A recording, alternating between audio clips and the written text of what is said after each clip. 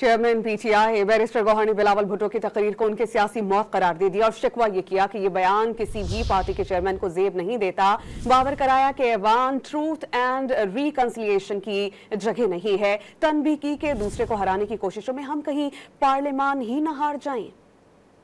दवे बिलावल साहब ने बोला, जो अजंदाज गुफ्तगू इस्तेमाल की, जो इशारे किए, जो लात हटाए, मैं समझता हूं ये किसी भी पार्टी के चेयरमैन के लिए एक डेथ है।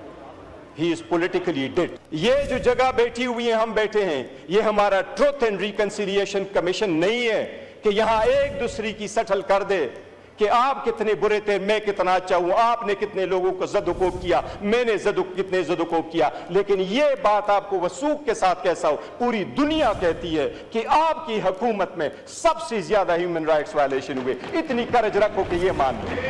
2 दिन हम आगे जाते हैं, एक स्टेप आगे जाते हैं, कोई ना कोई पीछे आ जाता है और ये 4 स्टेप बैक हम चले जाते हैं। इसी वजह से क्या हो जाएगा, ये ईमान नहीं चल पाएगा, ये कौम सफर हो जाएगी, ये डेमोक्रेसी खत्म हो जाएगी, ये स्पेस आपका कोई और ले जाएगा, ये गैर सियासी कुव्वतें आपकी ले जाएगी। पावर आए तो इसका मतलब ये नहीं है कि हम लोगों को जेर करें।